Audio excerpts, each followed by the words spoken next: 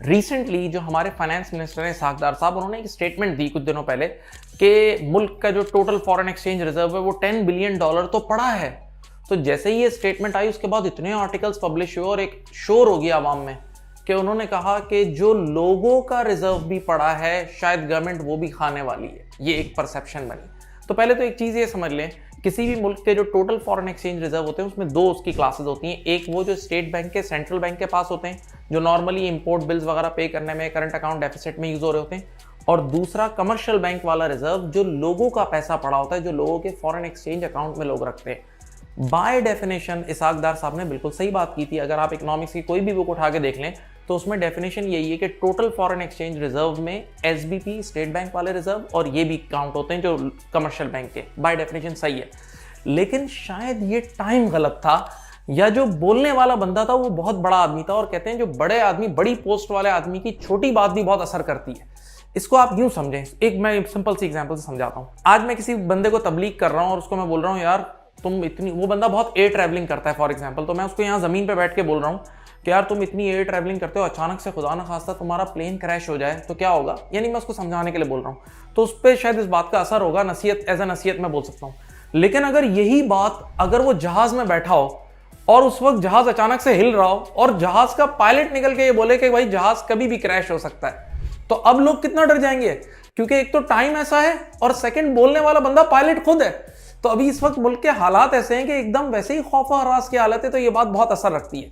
एक और चीज, आजकल ये लोगों का रूटीन सवाल है डिफॉल्ट से रिलेटेड, और ये जो बच्चे लोग पूछते हैं कि भाई जो हमारे जो क्या कहते हैं जिसमें हम लॉकर्स, यस लॉकर्स जो हमने रखे हुए, क्या गवर्नमेंट वो लॉकर सीज कर सकती है? बाय डेफिनेशन तो कर सकती है, आप फॉर्म साइन करते हो उसमें तो डेफिनेशन में तो कर सकती है, लेकिन अभी ऐसा कोई गवर्नमेंट का इरादा थोड़ी है।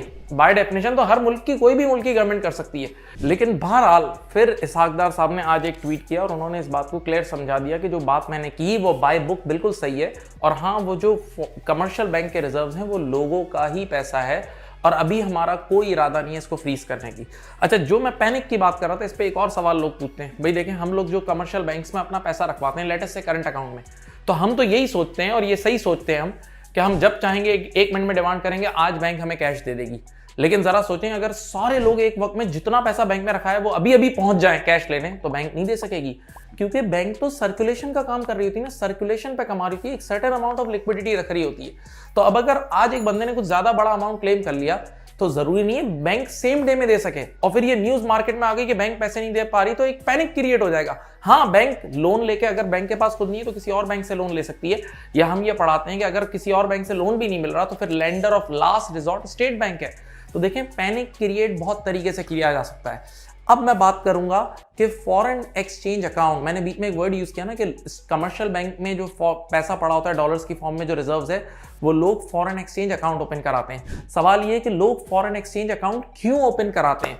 एक रीजन तो ये है कि भाई अगर मैं अपने एक्सचेंज रेट रिस्क से बचने के लिए मैं डॉलर्स कैरी कर रहा हूं, तो डॉलर्स अगर मैं हाथ में कैश लेके या घर में कैश लेके रखूंगा तो खतरा है, तो लोग dollar account, foreign exchange account में वो पैसे रख देते हैं। एक रीजन। नंबर 2, उस अकाउंट में जब आप पैसे रखाते हो फॉरेन एक्सचेंज अकाउंट में, तो उस पर आपको एक रिटर्न की परसेंटेज भी मिलती है, लाइक 1.5%, 1%, 2%, जो भी आपको रिटर्न मिल रहा हो, यानी आपको एक इंटरेस्ट या प्रॉफिट मिल रहा होता है।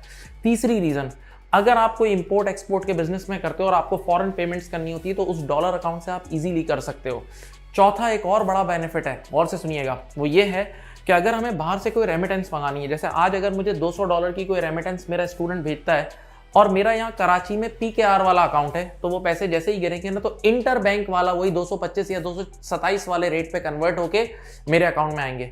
लेकिन आज अगर मेरा डॉलर अकाउंट है ना यहाँ, और मैं किसी बच्चे को बोलता हूँ $200 भेजो, तो डायरेक्ट डॉलर मेरे अकाउंट में गिरेंगे और उस डॉलर को निकाल के मैं कैश करके उसको ओपन मार्केट में बेच के एक अच्छा रेट ले सकता हूँ। तो ये सारे बेनिफिट्स हैं, इस वजह से लोग फॉरेन एक्सचेंज अकाउंट ओपन करते हैं।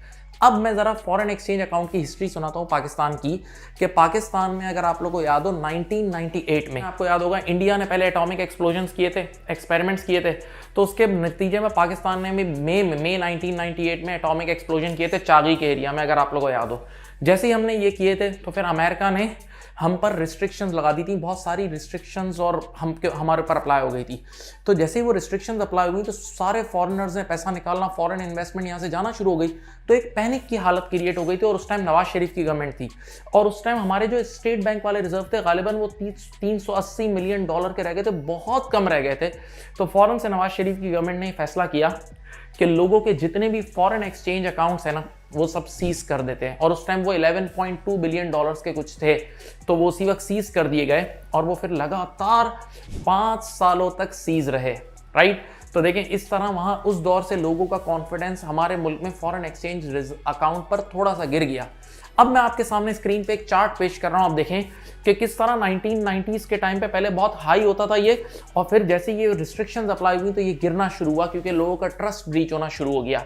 अब एक और बात जो आजकल भी हो रहा है, उस दौर में भी जब फॉरेन एक्सचेंज अकाउंट सीज हुए ना लोगों के, तो लोगों को बोला गया कि ठीक है अगर आपको आपका पैसा चाहिए ना तो हम आपको PKR वापस कर देते हैं और वो PKR इंटरबैंक के रेट पे वापस करने की बात हो रही थी उस दौर में भी। और उस दौर में भी इंटरबैंक का रेट था 46 जबकि ओपन मार्केट चल रहा था 54। तो परसेंटेज चेंज अगर आप डिफरेंस निकालें तो आज के दौर में भी ऐसा ही है। जैसे आज के दौर में इंटरबैंक 225 या 228 है और ओपन मार्केट समझ लो 260 255 जैसा, वो तो अपने हिसाब से चल रहा है। तो परसेंटेज चेंज आज भी वही है और यकीन करें आज भी इस तरह की आवाज़ें चीज़ें मार्केट में आ रही हैं क्योंकि ऑब्वियस सी बात है मुल्क में डॉलर शॉर्ट है। आज भी अगर आप किसी कमर्शियल बैंक से जाके बोलें कि मुझे मेरे फॉरेन एक्सचेंज अकाउंट से मुझे अभी डॉलर चाहिए तो वो एकदम दे ही नहीं सकते। कुछ लोग 15-15 दिन महीने का भी टाइम ले रहे हैं और फिर वो आपको यूं भी बोलते हैं कि भाई हम आपको PKR दे देते हैं, लेकिन PKR आपको इंटर बैंक के रेट पे देंगे। ये एक मसला है।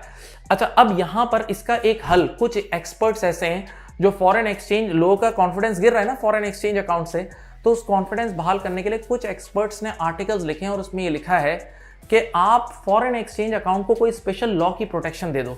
मैं इसको एक आसान लफ्जों में एक एग्जांपल से समझाता हूं। मैं खुद ये पढ़ाता भी हूं स्ट्रेटेजिक लेवल पे IFRS में कि अगर मेरे पास एक एम्प्लॉई है और मैं उस एम्प्लॉय का एक पेंशन अकाउंट मेंटेन कर रहा हूं, हर महीने वो एम्प्लॉय भी कुछ कंट्रीब्यूट कर रहा है, मैं भी कुछ कंट्रीब्यूट कर रहा हूं ताकि फ्यूचर में जब वो एम्प्लॉय बूढ़ा हो ना तो उसको एक बहुत बड़ा पेंशन का अमाउंट मिल जाए। लेकिन पास्ट में ऐसा बहुत हुआ कि एम्प्लॉय का जो पेंशन अकाउंट है ना, जब कंपनी तबाह हुई, कंपनी ने रिस्की बिजनेस किए और कंपनी तबाह हुई तो एम्प्लॉय का वो रिजर्व भी तबाह हो गया, यानी एम्प्लॉय का जो पैसा था। तो उसके बाद दुनिया में इसके ऊपर लॉस बने और लोगों ने क्या करा, आज के दौर में अब क्या होता है, वो एम्प्लॉय का जो अकाउंट होता है ना पेंशन का, वो रिंग फेंस्ड अकाउंट होता है। रिंग फेंस्ड का मतलब, उसके, मैं बच्चों को समझाने के लिए बोलता हूं, उसके आसपास खारदार झाड़ियां लोहे की लगा देते हैं, यानी अब उस रिजर्व को कोई टच नहीं कर सकता। इवन अगर कंपनी लिक्विडेट भी हो जाए ना, अगर कंपनी लिक्विडेट भी हो जाए तो क्रेडिटर उस अकाउंट पे हाथ नहीं कर सकते। तो इसी तरह का मशवरा दिया जा रहा है कि भाई फॉरेन, पाकिस्तान में जो फॉरेन एक्सचेंज अकाउंट्स है ना, उसको इसी तरह रिंग फेंस्ड करके प्रोटेक्ट किया जाए। अच्छा, एक और इन्फॉर्मेशन जो आप लोगों के लिए रेलेवेंट है, 2019 में हमारे ये जो अभी राइट नाउ हमारे जो फॉरेन एक्सचेंज अकाउंट्स में जो पैसे हैं ना, वो 6 बिलियन या 6.5 बिलियन डॉलर के आसपास हैं, जबकि 2019 में, अभी करीब की बात है 3-4 साल पहले, ये 7.9 बिलियन डॉलर्स थे, तो वो भी अभी तक 17% गिर गए। तो ये लोगों का कॉन्फिडेंस शेक हो रहा है। तो मैं चाहूंगा आप लोग भी अपना इनपुट दें कि आप लोग की नज़र में क्या होना चाहिए फॉरेन एक्सचेंज रिजर्व्स का ट्रीटमेंट।